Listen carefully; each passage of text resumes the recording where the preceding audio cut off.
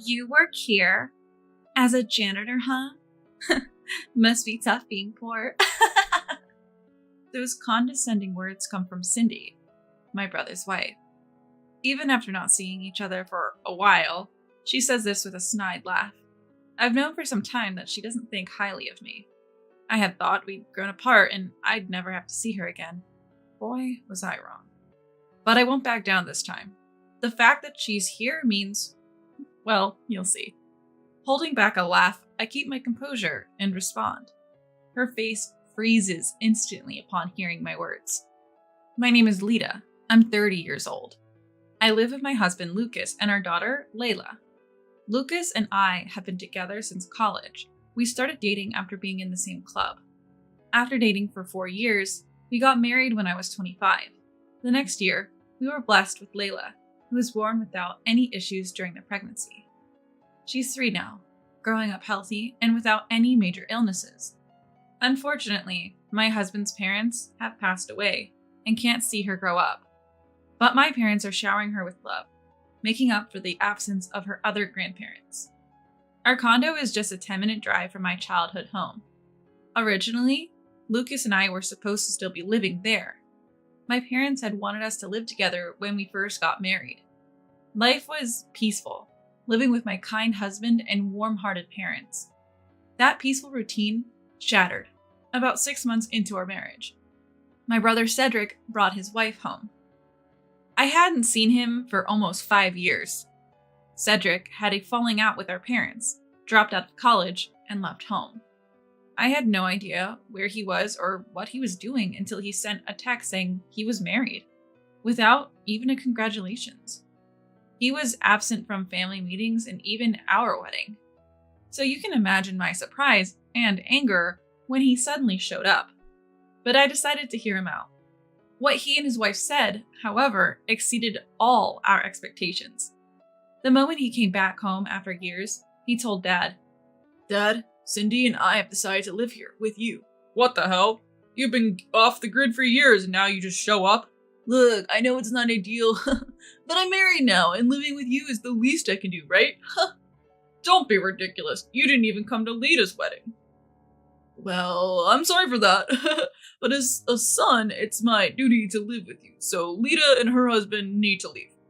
Suddenly, the room goes cold. Even Dad is at a loss for words. Amidst this, I finally speak up. "Wait a minute. You can't just waltz in and say that. Lucas and I are living here." "So what? You're just sucking up to Dad to get the house, aren't you?" "What? That's not true. I just want to live with my parents." "Listen, you're just a daughter. A son, especially the eldest, like me, takes priority, even for living arrangements." "Just because you're the son, just because you're the oldest, so what? You quit college on your own. You left home on your own. I can't take this nonsense anymore. Just get out." I grab my brother by the arm and drag him to the front door.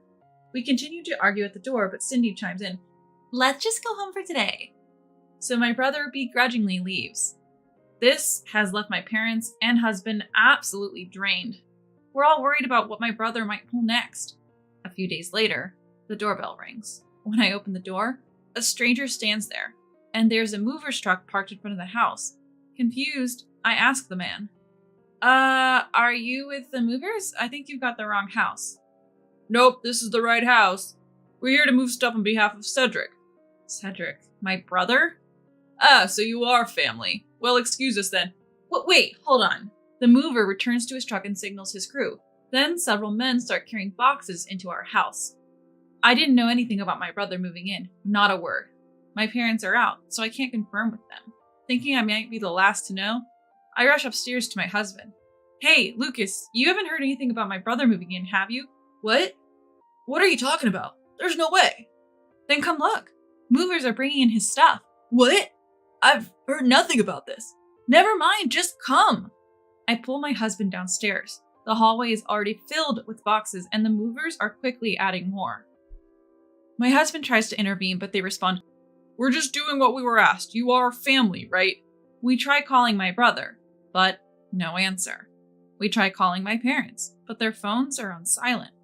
Eventually, all the boxes are in and the movers leave without another word. Faced with the pile of boxes, we're both struggling to understand what's happening. What's going on? Why does my brother have so much stuff here? Is he planning to move in without telling Dad or us? We consider the worst case scenario. We decide to wait for our parents to return home and discuss what to do. But then, an hour later, it's my brother and his wife who show up first. Hey Lita, we're moving in. You better get out. My brother! You did move your stuff without telling anyone. Why not? This was originally my home. What's wrong with bringing my stuff back? What? Are you kidding me? While arguing, I hear a mocking laugh from behind. I turn around and see Cindy with a smug grin. Noticing my gaze, she says, "Oops, sorry," without a shred of sincerity. And then she taunts me with an audacious statement. So you must be Lita, right? Can't listen to Cedric or something? How childish can you be? Excuse me? What's this about? For the record, my brother left college on his own terms and moved out. Why bring this up now? Haven't you heard? Cedric moved back in to live with your parents. He's such a good son. Look, we never asked for this. This is where my husband and I live, so please leave. Too bad. We've already given up our condo. What? Anyway, you guys are the ones who have to leave, not us, so good luck.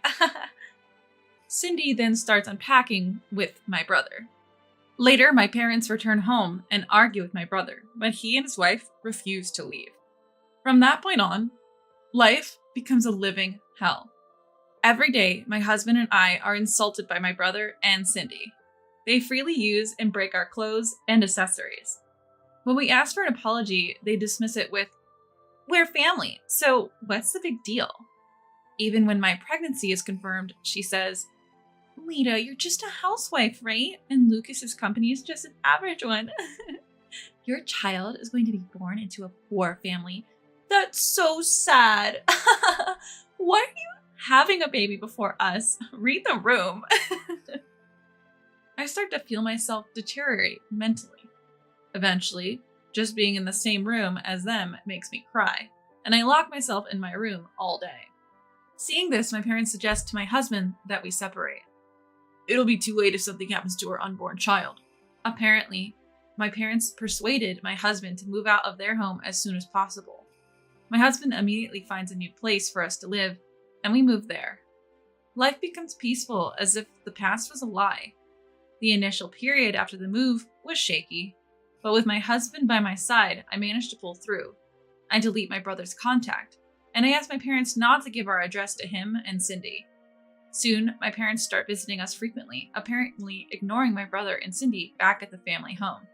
They ask them for the living expenses and rent they'd be covering for us. When my brother and Cindy refuse to pay, my parents start throwing their belongings out into the yard. Unable to tolerate this treatment, they finally move out. It's been nearly 3 years since, and I haven't seen them.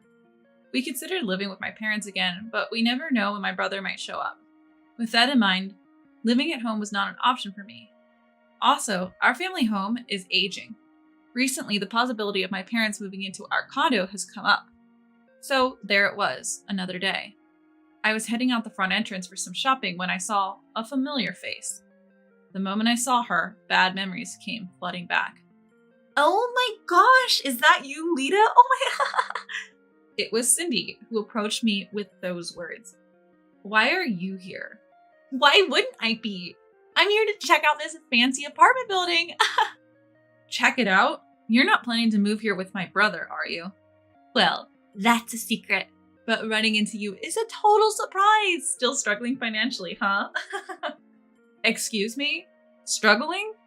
With that, Cindy cracked a smug grin. Then she pointed at my outfit and went on. That cheap-looking sweater and those skinny jeans must be tight on money to be walking out of here like that, right? What are you talking about? Oh, you poor thing. You have a kid now, don't you? That's just so sad. What's sad about it? My husband and I are happily raising our child. Don't get all defensive. Someone like you with no redeeming qualities shouldn't even be having a kid. Talk about delusional. Cindy burst out laughing. That was the tipping point. I'd had enough. Nothing had changed since I last saw her. Actually, she seemed even more focused on bringing people down. I couldn't stand it any longer. I'd had enough. I opened my mouth to speak, steeling myself for whatever came next. Look, what's your problem? I get that you don't like me, but can we just not get involved with each other? What's the rush? Scared I saw you at your most pitiful? Pitiful moment? What are you talking about? Don't play dumb. You're a janitor here, aren't you? Must be tough being poor. Turns out she thought I was a janitor here, not a resident. It was an easy mistake to make. The high-rise apartment I currently live in is so expensive that there's no way we could afford it on my husband's salary alone. Cindy, who knew where my husband worked, assumed we couldn't afford to live here. In a tone full of disdain, she continued, "It's crazy. You're even working as a janitor just to be around this place.